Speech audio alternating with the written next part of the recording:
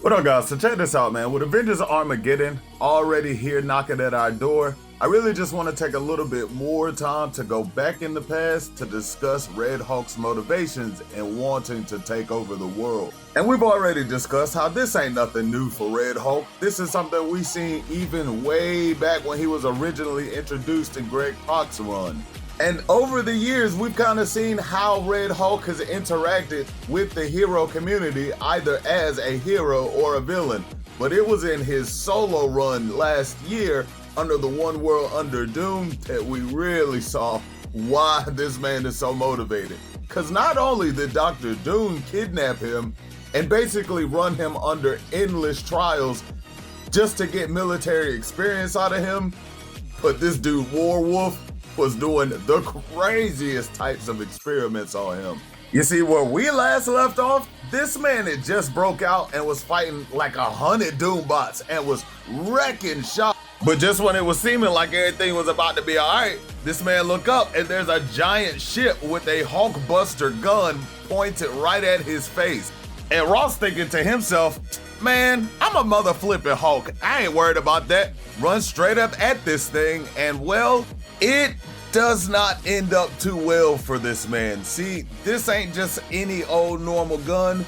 This is a gamma cannon, one that potentially disrupts gamma wavelengths, as well as hitting the target with a generous amount of antimatter as well. So when I say that this dude got hit hard, yeah, when I tell you this man was over here on the ground looking right crispy, these dudes up here in this ship was not playing with his ass. So then these people move in and proceed to capture the entire squad. And well, General Ross, oh yeah, they had something special for this man. This brother was not breaking out the cage they made for him. Now, I'm gonna be 100% honest with y'all. I'm not sure if they ever said what this stuff was made out of, but it's a good chance it's made out of some form of adamantium vibranium mix. That's generally what they use to hold Hulks in Marvel. Whatever it is, this stuff was durable enough to outlast this man just going ballistic. So much so that he would just burn himself out and turn back into Ross. See, the thing about Red Hulk is unlike Bruce Banner's Hulk, he doesn't continue to get stronger the angrier he gets.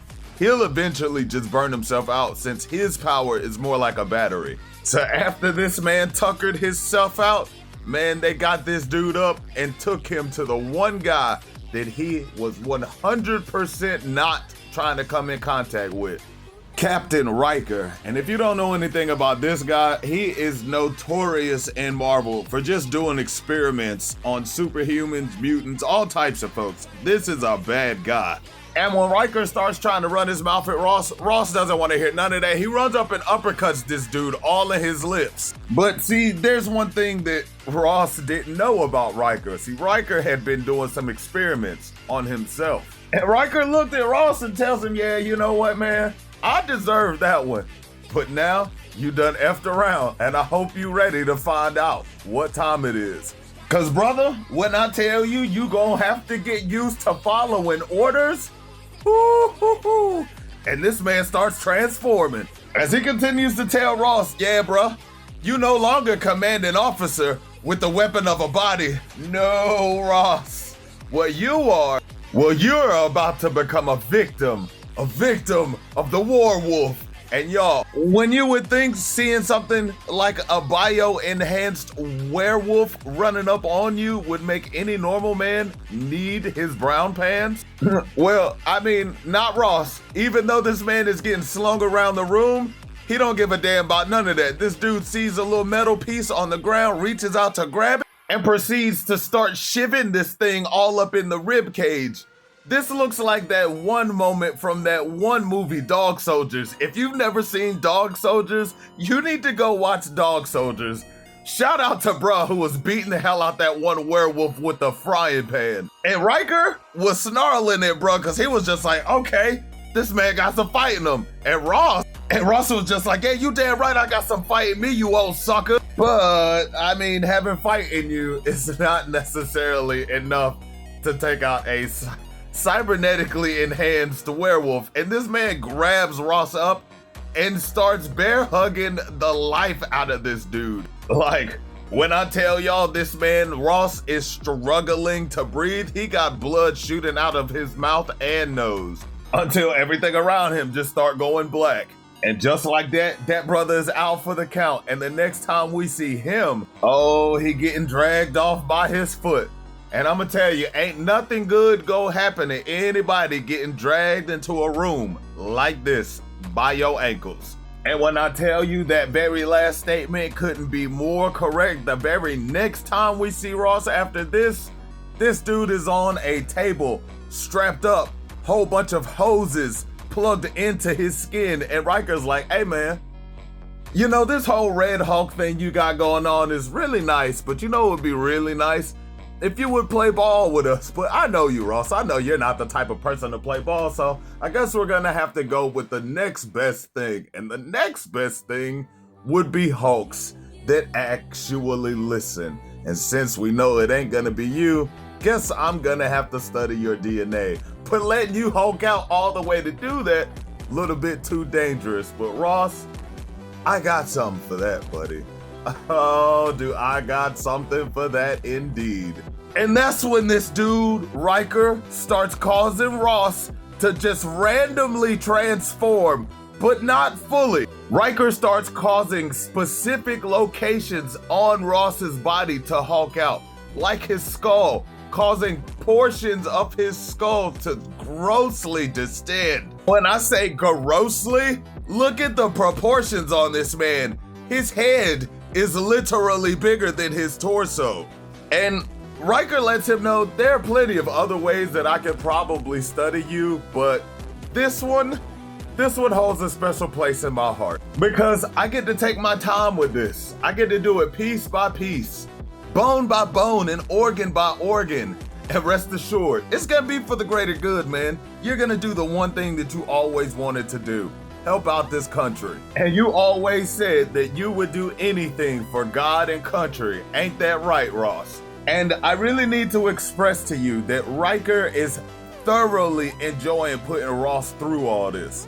Like when I say I haven't seen Hulk transformations look this painful since the Immortal Hulk, this is terrifying to look at.